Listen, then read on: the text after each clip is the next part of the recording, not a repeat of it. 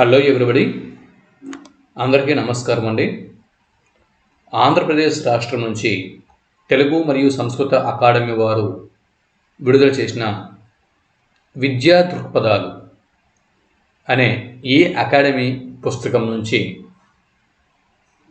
AP mega DSC కోసం, అలాగే Telangana DSC కోసం, మరి ఏపీపీఎస్సి డిప్యూటీ ఎడ్యుకేషన్ ఆఫీసర్స్ కోసం వీరందరికీ ఉపయోగపడే విధంగా ఇక్కడ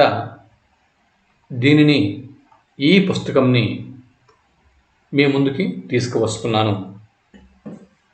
ముఖ్యంగా ఈ పుస్తకం ధర చాలా తక్కువ అండి, కేవలం 126 రూపాయలు మాత్రమే. తక్కువ ధర అయినా కూడా అన్ని విషయాలని కూలంకుషంగా కవర్ చేయడం జరిగింది ఈ పుస్తకంలో. ఇది ఒక మంచి ప్రామాణిక పుస్తకం అని నేను సజెస్ట్ చేస్తున్నాను. దయచేసి ఎవరైతే ఎగ్జామ్స్కి ప్రిపేర్ అవుతున్నారో, ఏపీ మెగా డిఎస్సి అవ్వచ్చు, లేదా తెలంగాణ డిఎస్సి అవ్వచ్చు, లేకపోతే ఏపీపీఎస్సి డిప్యూటీ ఎడ్యుకేషన్ ఆఫీసర్స్ అవ్వచ్చు, ఇలా విద్యా దృక్పథాల కోసం, పర్స్పెక్టివ్స్ ఇన్ ఎడ్యుకేషన్ కోసం ఎవరైతే స్టడీ చేస్తున్నారో వారందరికీ కూడా ఇది ఒక ప్రామాణికమైన పుస్తకం అని నేను సలహా ఇస్తున్నాను. ఇకపోతే మనం భారతదేశం విద్యా చరిత్ర అన్న అంశంని తీసుకుని ఇదివరకు దీని గురించి ఇంతకుముందు వీడియోలో కొంత మనం అధ్యయనం చేయడం జరిగింది. అయితే అవకాశం ఉన్నవారు దయచేసి ఈ పుస్తకాన్ని కొనుక్కోండి, మీకు చాలా ఉపయోగకరంగా ఉంటుంది. మరి మారుమూల పల్లెటూళ్ళలో ఉంటూ ఈ పుస్తకం కొనుక్కోవడానికి అవకాశం లేని వాళ్ళు, గృహిణులు, చాలా నిరుపేదలు ఉన్నటువంటి వ్యక్తులు ఎవరైతే ఉంటారో అటువంటి వారు ఈ వీడియోలని వినియోగించుకోండి. భారతదేశం విద్యా చరిత్ర అన్న అంశంలో భాగంగా మనం ఈ పేజీ ఇంతకుముందు పూర్తి చేసుకున్నాం, దీని తర్వాత పేజీ కూడా మనం పూర్తి చేసుకున్నాం. ప్రస్తుతం మనము విద్య అనే పదం విద్ అనే సంస్కృత పదం నుంచి ఉద్భవించింది అని తెలుసుకుంటూ, విద్ అంటే తెలియని విషయాలు తెలుసుకున్నట అనే అర్థంని కూడా మనం అధ్యయనం చేయడం జరిగింది. దీన్నే ఆంగ్లంలో ఎడ్యుకేషన్ అంటారు అని కూడా మనం తెలుసుకున్నాం. మరి ఋగ్వేదం విద్య కోసం నిర్వచనం ఏమిచ్చిందో కూడా గత వీడియోలో మనం తెలుసుకున్నాం, అవునా? తన శక్తిపై తనకి నమ్మకం మరియు నిస్వార్థపరత అన్న అంశాల గురించి ఋగ్వేదం ప్రస్తావించింది అని చెప్పుకున్నాం. అలాగే ఉపనిషత్తులు విద్యకి నిర్వచనాన్ని ఇస్తూ విద్య యొక్క అంతిమ లక్ష్యం మోక్ష సాధన అని చెప్పాయి అనే విషయం కూడా మనం తెలుసుకున్నాం. అలాగే కౌటిల్యుడు విద్యకి నిర్వచనం ఇస్తూ మరి దేశం పట్ల భక్తి, ప్రేమ పెంచడానికి ఇచ్చేటటువంటి శిక్షణ అని పేర్కొన్నాడు. దాని తర్వాత ఆది శంకరాచార్యుల వారు విద్య కోసం నిర్వచనాన్ని ఇస్తూ విద్య అనగా ఆత్మ సాక్షాత్కారం అని పేర్కొన్నాడు. యాజ్ఞవల్కుడు విద్యని నిర్వచనం చేస్తూ మనిషిని శీలవంతుడుగాను, సమాజానికి ఉపయోగపడేవాడుగాను తీర్చిదిద్దేది విద్య అని యాజ్ఞవల్కుడు పేర్కొన్నాడు. ఇవి గత వీడియోలో మనం తెలుసుకున్నాం. మరి ఇప్పుడు ఆధునిక యుగ భారతీయ విద్యావేత్తలు విద్య కోసం ఎటువంటి నిర్వచనాలు ఇచ్చారో ఇప్పుడు మనం అధ్యయనం చేద్దాం. ముందుగా మహాత్మా గాంధీ గారు, గాంధీజీ ఈయన విద్య కోసం ఎటువంటి నిర్వచనం ఇచ్చారో చూద్దాం. మానవులలో, పిల్లలలో గల అత్యున్నత శారీరక, మానసిక, ఆధ్యాత్మిక శక్తులను సమగ్రంగా వెలికితీసేది విద్య. శారీరక, మానసిక, ఆధ్యాత్మిక శక్తులను, ఓకే, ఇది గుర్తుపెట్టుకోండి. అంటే ఒక విద్యా నిర్వచనంలో, విద్య యొక్క నిర్వచనాల్లో శారీరక, మానసిక, ఆధ్యాత్మిక శక్తులు ఈ 3 పదాలు కనుక కనిపిస్తే ఇది గాంధీ గారి నిర్వచనం అని గుర్తుపెట్టుకోండి. శారీరక, మానసిక, ఆధ్యాత్మిక శక్తులను సమగ్రంగా వెలికి తీసేది విద్య. అన్ని రంగాలలోనూ అభివృద్ధి చెందేది విద్య అని గాంధీ గారు పేర్కొన్నారు. మరి స్వామి దయానంద సరస్వతి గారు విద్య కోసం నిర్వచనం ఏమిచ్చారు అన్నది పరిశీలన చేస్తే, శీల నిర్మాణం, అది శీలం యొక్క నిర్మాణం, శీల నిర్మాణమే విద్య అని పేర్కొన్నవారు స్వామి దయానంద సరస్వతి. ఇకపోతే గురునానక్ అనొకరు ఈయన విద్య కోసం నిర్వచనం ఏమిచ్చారు? ఇక్కడ గురునానక్ విద్యని నిర్వచనం చేస్తూ ఆత్మసాక్షాత్కారం పొందటం మరియు ప్రజాసేవ చేయటం. ఆత్మసాక్షాత్కారం, ప్రజాసేవ, ఈ రెండు పదాలు గనక ఒక నిర్వచనంలో కనిపిస్తే అది గురునానక్ నిర్వచనం అని మనం గుర్తుపెట్టుకోవలసి ఉంటుంది. ఇక స్వామి వివేకానంద ఈయన విద్యకు నిర్వచనం ఏమిచ్చారు అన్నది పరిశీలన చేస్తే, శీల నిర్మాణం, నైతిక జీవనం, శీల నిర్మాణం మరియు నైతిక జీవనం, ఈ రెండు పదాలు కనిపిస్తే ఇది స్వామి వివేకానంద విద్యకు ఇచ్చిన నిర్వచనం అని మనం గమనించాల్సి ఉంటుంది. శీల నిర్మాణానికి, నైతిక జీవనానికి మార్గం చూపున్నది విద్య అని స్వామి వివేకానంద విద్యకి నిర్వచనం ఇచ్చారు. మరి రవీంద్రనాథ్ ఠాగూర్ విద్యకు నిర్వచనం ఏమిచ్చారు అనేది పరిశీలన చేస్తే, రవీంద్రనాథ్ ఠాగూర్ విద్య గురించి ఏమని నిర్వచనం చేశారు?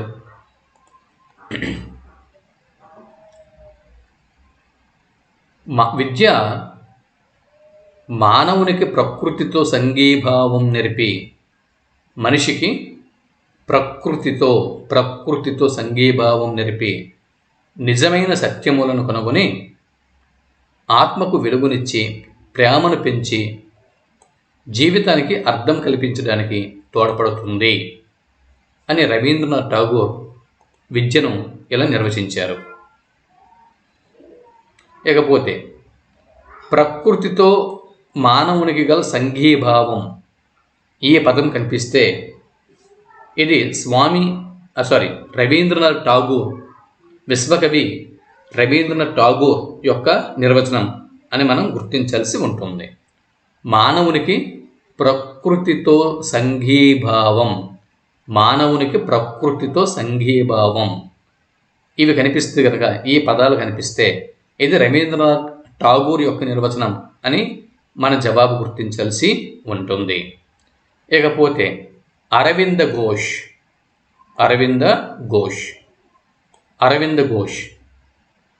ఈయన విద్యకు ఇచ్చిన నిర్వచనం ఏంటి?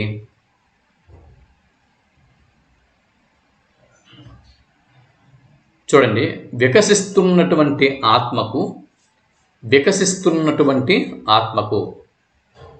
తన అంతర్గత శక్తులను బహిర్గతం చేయటానికి,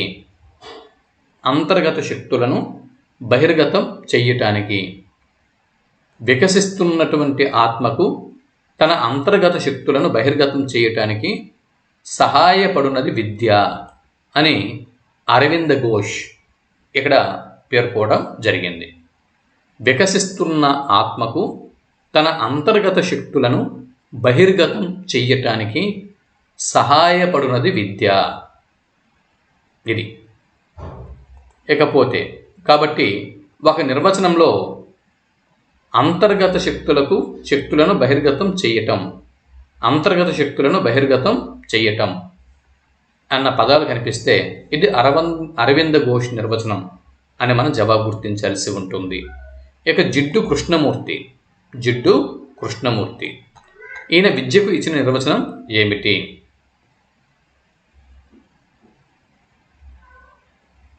ఇకపోతే వ్యక్తి యొక్క మంచిని తనయందు, ప్రేమయందు వికసించి రాణించటానికి సహాయపడేదే విద్య. జిడ్డు కృష్ణమూర్తి గారు విద్య గురించి ఏం పేర్కొన్నారండి? వ్యక్తి యొక్క మంచితనాన్ని తనయందు మరియు ప్రేమయందు, మంచితనం అనేది తనయందు మరియు ప్రేమయందు వికసించి రాణించటానికి సహాయపడేదే విద్య అని జిడ్డు కృష్ణమూర్తి గారు పేర్కొన్నారు. మంచితనం అనేది ఏదైతే ఉంటుందో తనయందు మరియు ప్రేమనందు వికసించాలి, మంచితనము తన యందు వికసించాలి, ప్రేమ యందు వికసించాలి అని చెప్పినవారు జిడ్డు కృష్ణమూర్తి. ఇకపోతే డాక్టర్ జాకీర్ హుస్సేన్, ఈయన విద్య గురించి ఇచ్చిన నిర్వచనం ఏమిటి? మానవుని యొక్క పూర్తి మానసిక వికాసానికి దోహదపడుతుంది అని చెప్పారు. విద్య అనేది మనిషి యొక్క పూర్తి మానసిక వికాసానికి దోహదకారి, పూర్తి మానసిక వికాసానికి దోహదకారి. సో ఇక్కడ విద్య అంటే మానసిక వికాసం, మానసిక వికాసం. ఇది కనిపిస్తే ఇది డాక్టర్ జాకీర్ హుస్సేన్ గారి నిర్వచనం అని మనం గుర్తించాలి. మరి డాక్టర్ రాధాకృష్ణన్, ఈయన ఇక్కడ విద్య కోసం ఏం నిర్వచనం ఇచ్చారు? ఇది కేవలం జీవన ఆధార సాధనం కాదు. ఈ పదం బట్టి ఇదంతా, ఈ నిర్వచనం అంతా మీరు గుర్తు పెట్టుకోవాల్సిన అవసరం లేదు. కొన్ని పదాలు ఆధారంగా ఈ నిర్వచనం పలానా వారు ఇచ్చారు అని మనం జవాబు గుర్తుపెట్టుకోవచ్చు. జీవన ఆధార సాధనం కాదు విద్య అనేది. అంటే ఇప్పుడు జనరల్గా మనం ఎందుకోసం చదువుకుంటున్నాం? ఉద్యోగం కోసం. ఉద్యోగం ఎందుకు? అని డబ్బుల కోసం, అవునా? అది మన జీవన ఆధారం. అయితే విద్య అనేది కేవలం జీవన ఆధార సాధనం కాదని, ఆలోచనలకు నిలయం, అంటే అటువంటి ఆలోచనలకు నిలయం కారాదని,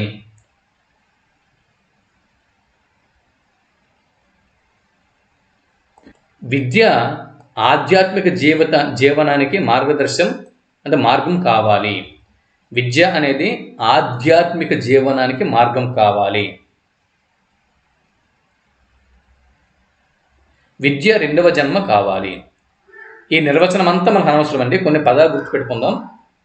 విద్య రెండవ జన్మ కావాలి, విద్య రెండవ జన్మ కావాలి. అలాగే విద్య అనేది ఆధ్యాత్మిక జీవనానికి మార్గం కావాలి. ఇది కేవలం జీవనాధారం మాత్రమే కాదు. ఈ పదాలు ఆధారంగా ఇది డాక్టర్ రాధాకృష్ణన్ గారి నిర్వచనం అని మనం గుర్తించాల్సి ఉంటుంది. ఈ 3 పదాలు ఆధారంగా, ఓకే, ఈ 3 అంశాలు ఆధారంగా ఇది రాధాకృష్ణన్ గారి విద్యా నిర్వచనం అని మనం జవాబు గుర్తించాల్సి ఉంటుంది. ఇకపోతే పాశ్చాత్యకారులు, వెస్టర్న్ విద్యా నిర్వచనాలు, వీటిని ఇప్పుడు మనం స్టడీ చేద్దాం.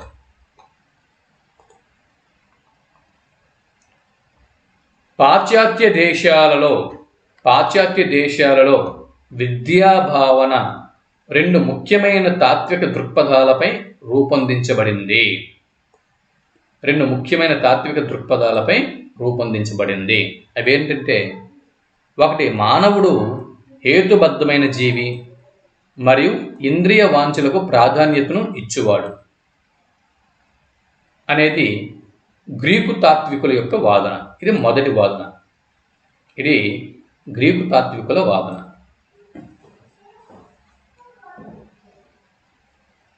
చూడండి, పాశ్చాత్య దేశాలలో విద్య అనేటటువంటి భావన 2 ముఖ్యమైనటువంటి తాత్విక దృక్పథాలపై రూపొందించబడింది. ఇది గుర్తుపెట్టుకుంటారు. అందులో మొదటిది గ్రీకు తాత్వికుల వాదన ఒకటి, తర్వాత క్రైస్తవవాదం రెండవది. ఒకటి గ్రీకు తత్వవాదం ఒకటి, 2 క్రైస్తవవాదం ఒకటి. గ్రీకు తాత్వికులు ఏమని వాదించారు? మానవుడు హేతుబద్ధమైన జీవి, ఇంద్రియ వాంఛలకు ప్రాధాన్యము ఇచ్చువాడు అని గ్రీకు తాత్వికులు వాదించారు. చూసారా, విద్య అనే భావన 2 ముఖ్యమైనటువంటి ఫిలాసఫికల్ థియరీస్ మీద ఆధారపడి ఉంది. ఎవరిది? వెస్టర్న్ ఎడ్యుకేషన్ అనేది ఒకటి గ్రీకు తాత్వికుల వాదన కాగా, రెండవది క్రైస్తవుల వాదన. మానవుడు హేతుబద్ధమైన జీవి, ఇంద్రియ వాంఛలకు ప్రాధాన్యతను ఇచ్చేవాడు అనేది ఎవరి వాదన అని బిట్టు వస్తే గ్రీకు తాత్వికుల వాదన అని జవాబు గుర్తించాల్సి ఉంటుంది. ఇక రెండవది మానవుడు దేవుని యొక్క పుత్రుడు అని, మానవుడు దేవుని యొక్క పుత్రుడు అని జీవితాన్ని ఆనందమయం చేసుకోవాలి అనేది క్రైస్తవుల యొక్క వాదన. మానవుడు దేవుని యొక్క పుత్రుడు అని, జీవితంని ఆనందమయం చేసుకోవాలి అనేది ఇది క్రైస్తవ వాదన. అది మానవుడు హేతుబద్ధమైన జీవి, ఇంద్రియ వాంఛలకు ప్రాధాన్యతను ఇచ్చేవాడు అనేది ఎవరి వాదన అంటే గ్రీకు తాత్వికుల వాదన. మానవుడు దేవుని పుత్రుడు, జీవితాన్ని ఆనందమయం చేసుకోవాలి అనేది ఎవరి వాదన అనే బిట్టు వస్తే ఇది క్రైస్తవుల వాదన అని జవాబు గుర్తించాల్సి ఉంటుంది. ఈ విధంగా ఈ రెండు భావనలు అంటే పాశ్చాత్య దేశాలు విద్య అనేటువంటి భావన ఈ రెండు ముఖ్యమైన తాత్విక దృక్పథాలపై రూపొందడం జరిగింది అన్న విషయం మనం ఇక్కడ గుర్తుపెట్టుకోవాల్సి ఉంటుంది. అయితే ఇక్కడ పాశ్చాత్యులు ఆధ్యాత్మిక విషయాలకు అంతగా ప్రాధాన్యం ఇవ్వలేదు. ఆధ్యాత్మిక విషయాలకి పాశ్చాత్య ఈ విద్యా నిర్వచనకారులు ప్రాధాన్యత ఇవ్వలేదు. ఇక్కడ బిట్టు మనకు రావచ్చు. ఇక్కడ పాశ్చాత్యులు విద్యా నిర్వచనంలో దేనికి అంత ప్రాధాన్యతను ఇవ్వలేదు అని బిట్టు వస్తే ఆప్షన్లలో ఆధ్యాత్మిక విషయాలకు అని ఉంటే మనం ఆధ్యాత్మిక విషయాలు అనేది సరైన జవాబుగా గుర్తించాల్సి ఉంటుంది. పాశ్చాత్యులు క్రింది వాటిలో విద్య దృక్పథాలు విషయంలో ఏ విషయానికి అంతగా ప్రాధాన్యత ఇవ్వలేదు అని బిట్టు వస్తే ఆధ్యాత్మిక విషయాలకు అంతగా ప్రాధాన్యం ఇవ్వలేదు అని జవాబు మనం గుర్తించాల్సి ఉంటుంది. ఇక పాశ్చాత్యకారులు విద్యకు ఇచ్చిన నిర్వచనాల్ని ఇప్పుడు మనం చూద్దాం. సోక్రటీస్ విద్యకి ఏమని నిర్వచనం ఇచ్చాడు అనేది చూద్దాం. మనిషిలో ఉన్న విశ్వజనీనమైన భావాలను వెలికి తీసేదే విద్య. అది విశ్వజనీన భావాలను వెలికి తీయటం అదే విద్య. ఎవరన్నారు? సోక్రటీస్. నిర్వచనం అంతా మనకు అనవసరం. విశ్వజనీన భావాలను వెలికి తీయుట అన్న ఈ అంశం ఒక నిర్వచనంలో ఉంటే ఇది సోక్రటీస్ నిర్వచనం అని వెంటనే మనం గుర్తించాల్సి ఉంటుంది. ఇక ప్లేటో విద్యను ఏమని నిర్వచించాడు? ప్లేటో విద్యకు ఇచ్చినటువంటి నిర్వచనం ఏంటి? సరైనటువంటి సమయంలో సంతోషం మరియు బాధను అనుభవింపజేసే శక్తి గలదే విద్య. ఇవన్నీ మనకు అనవసరం. శారీరకంగాను మానసికంగాను విద్యార్థిని అత్యున్నత స్థాయిలో అభివృద్ధి చేసేది విద్య.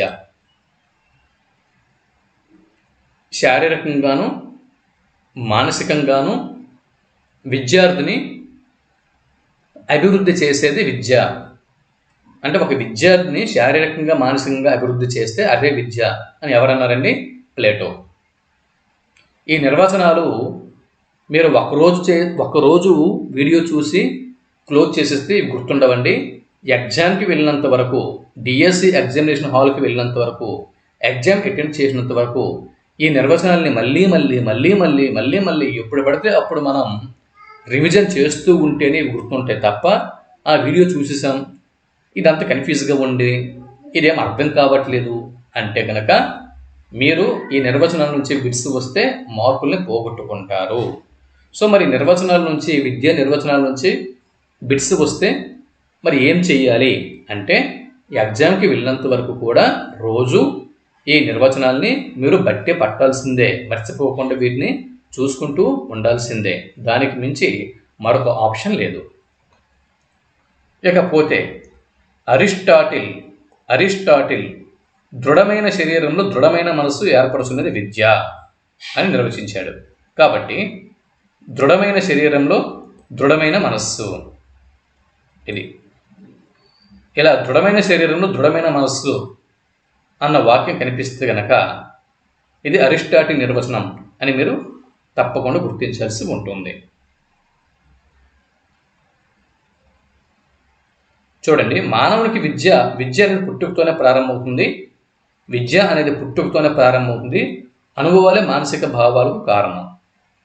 అనుభవాలు అంటే విద్య పుట్టుకతో ప్రారంభమవుతుంది మరియు అనుభవాలు అని చెప్పిన వారు రూసో. విద్య పుట్టుకతోనే ప్రారంభమవుతుంది, అనుభవాలే మానసిక భావాలకు కారణాలు.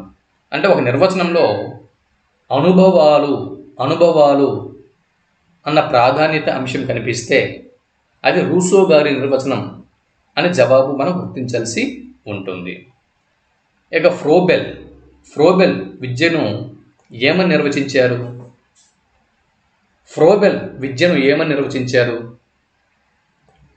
చూడండి, జీవిలో నిద్రాణమైన సహజ శక్తులను మేలుకొలిపేదే విద్య.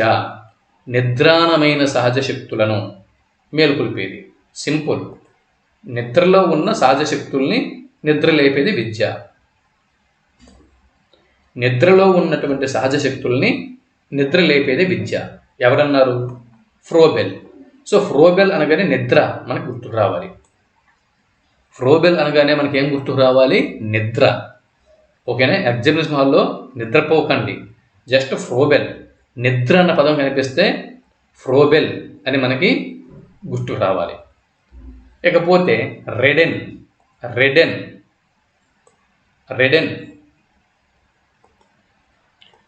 పెద్ద నిర్వచనం ఉందండి. రెడెన్ యొక్క నిర్వచనం, విద్య నిర్వచనం, ఇదంతా మనకు అనవసరం. సింపుల్గా విద్య యొక్క పరమార్థం బ్రహ్మ సాక్షాత్కారం అని చెప్పిన వారు రెడెన్. ఇది గుర్తుపెట్టుకోండి. ఇది విద్య యొక్క పరమార్థం బ్రహ్మ సాక్షాత్కారం, ఇది గుర్తుపెట్టుకోండి. తర్వాత బోధన మరియు క్రమశిక్షణ ద్వారా భౌతిక, ఆధ్యాత్మిక, నైతిక విలువల్ని అనుసరింపచేసేది విద్య. కాబట్టి ఈ పదాలు మనకి కనిపిస్తే బోధన మరియు క్రమశిక్షణ, వీటి ద్వారా భౌతిక, ఆధ్యాత్మిక, నైతిక విలువల్ని అనుసరింపచేసేది విద్య. దీని పరమార్థం బ్రహ్మ సాక్షాత్కారం. ఓకే, ఇవన్నీ మనం గుర్తుపెట్టుకోవాలంటే జస్ట్ విద్య యొక్క పరమార్థం బ్రహ్మ సాక్షాత్కారం ఇది కనిపిస్తే ఇది రెడెన్ నిర్వచనం అని గుర్తుపెట్టుకోండి. ఇకపోతే కొమినియన్ విద్యకు ఇచ్చిన నిర్వచనం సంపూర్ణ మానవ వికాసం విద్య. జాన్ డ్యూయి సామాజిక సామర్థ్యాన్ని పెంపొందించేది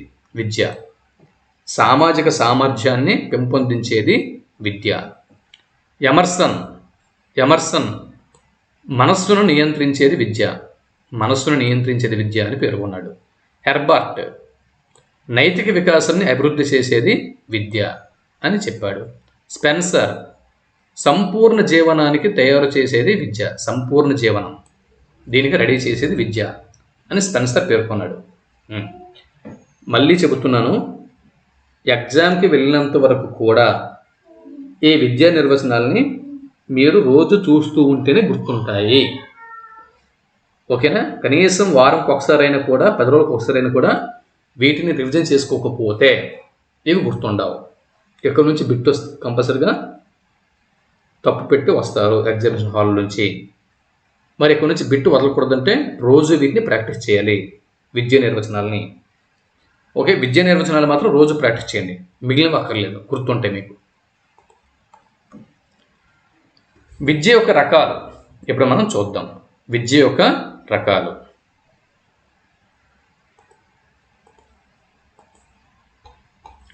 విద్యా ప్రతినిధి సంస్థల ద్వారా వ్యక్తి విద్యా ప్రమాణాలను పొందుతాడు.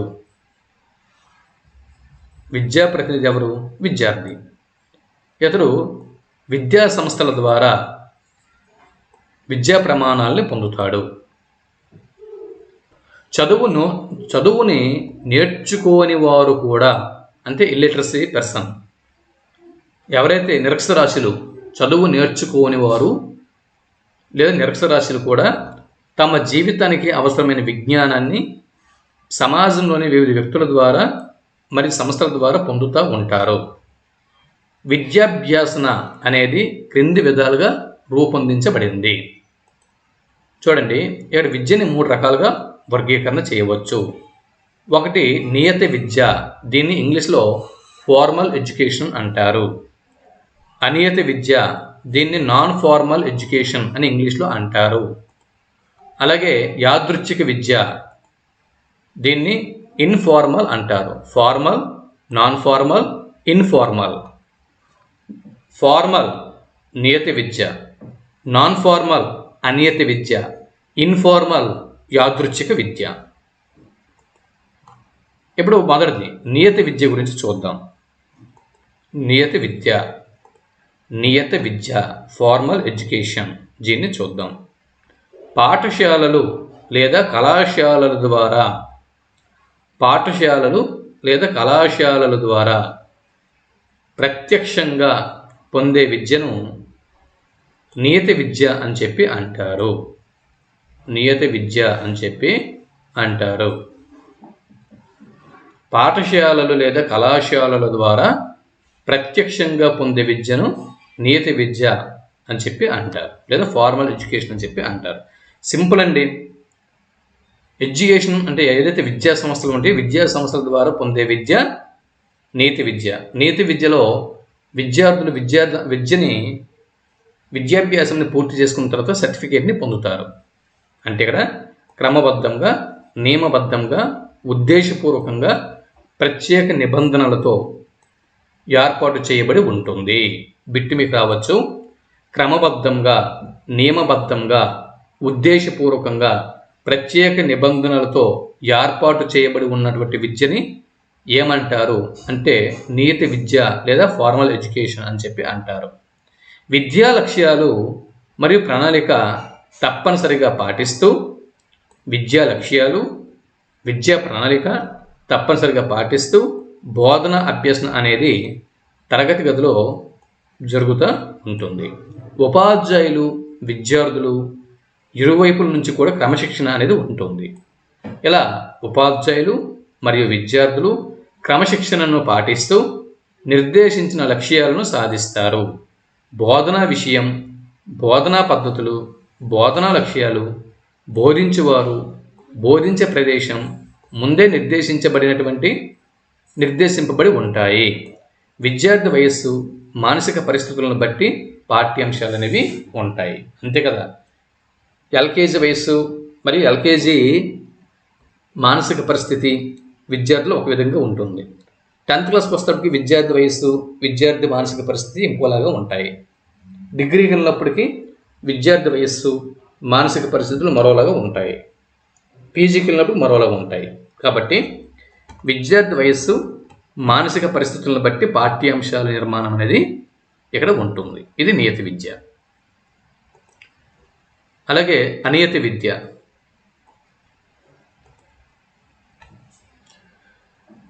నియత విద్యా కేంద్రాలైన పాఠశాల, కళాశాలలలో చదువును కొనసాగించలేని వారి కోసం, అదేవిధంగా కొంతవరకు చదువుకొని విద్యను విరమించిన వారి కోసం తమ విద్యను కొనసాగించడానికి వయసుతో సంబంధం లేకుండా విద్య పొందే అవకాశం కల్పించడాన్ని అనియత విద్య అని చెప్పి అంటారు. ఇక్కడ చూడండి, నియత విద్యా కేంద్రాలైన పాఠశాల మరి కళాశాలల్లో చదువును కొనసాగించలేని వారి కోసం, అదేవిధంగా కొంతవరకు చదువుకొని విద్యను విరమించిన వారి కోసం తమ విద్యను కొనసాగించడానికి వయసుతో సంబంధం లేకుండా విద్యను పొందే అవకాశం కల్పించడాన్ని ఏ విధమైన విద్యగా పేర్కొంటారు అంటే అనియత విద్య అని పేర్కొంటారు. ఇకపోతే పాఠశాలలో ప్రవేశం లేని, పాఠ్య ప్రణాళిక మరియు విద్యా సమయం, బోధన అభ్యసన బోధన కాలపరిమితి, వయోపరిమితిలో విద్యార్థులకు అనువుగా ఉండటం కోసం నియమ నిబంధనలతో కూడిన సడలింపు అనేది ఇక్కడ ఉంటుంది. విద్య అందరికీ అందుబాటులో ఉంటుంది. జీవన వృత్తికై వృత్తులు నిమగ్నమైన వారు అనియత విద్యను పొందటం అనువుగా ఉంటుంది. అది అంటే జీవన వృత్తికై ఏదైనా ఒక వృత్తిలోనో లేదా ఏదైనా ఒక ఉద్యోగంలోనో ఎక్కడో నిమగ్నమైన వారు అనియత విద్యను ఇక్కడ పొందేందుకు అనువుగా ఉంటుంది. అనియత విద్య అంటే ఇంకేం లేదండి, దూర విద్య అండి, కరస్పాండెన్స్ ఎడ్యుకేషన్ అండి. ముఖ్యంగా మన దేశంలో ఈ తరహా విద్యా విధానానికి ఎక్కువగా ప్రాముఖ్యత ఉందండి.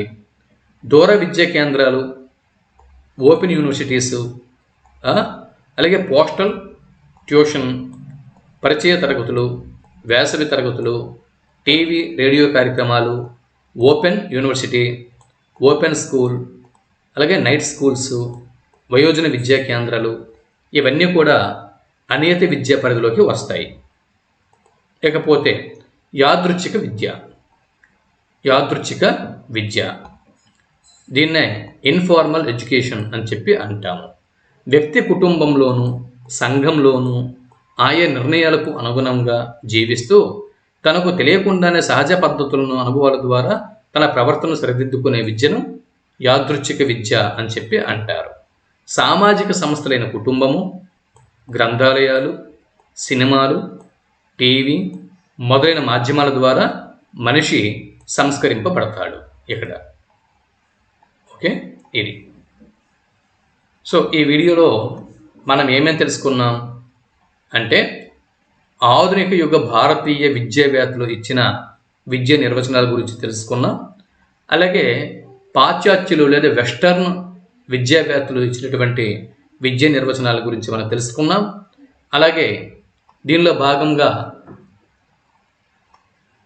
Socrates, Plato, Aristotle, Rousseau, Froebel, రెడెన్, కొమినియన్, డ్యూయి, ఎమర్సన్, హెర్బర్ట్, స్పెన్సర్ వీరి నిర్వచనాలను మనం తెలుసుకున్నాం. మొత్తం ఎన్ని నిర్వచనాలు తెలుసుకున్నాం మనము ఇక్కడంతే? 1 గాంధీజీ గారిది, 1 Dayananda Saraswati 2, Guru Nanak 3, Swami Vivekananda 4, Rabindranath Tagore 5, Arvind Ghosh 6, Jiddu Krishnamurti 7, Zakir Hussain 8, Radhakrishnan 9, Socrates 10, Plato 11, Aristotle 12, Russo 13, Froebel 14, ridden 15, కొమినియన్ 16, Dewey 17, Emerson 18, Herbert 19, Spencer 20. అంటే మొత్తం 20 నిర్వచనాలు మరియు formal education, non formal education, informal education ఈ అంశాల గురించి ఈ వీడియోలో మనం తెలుసుకోవడం జరిగింది. వీటిని ఒక్కసారి రివిజన్ చేసుకోండి. వీటిని రివ్యూ చేసుకోండి. తర్వాత మరొక వీడియోలో దీని కంటిన్యూషన్ మనం అధ్యయనం చేద్దాం. అంతవరకు సెలవు. నమస్తే.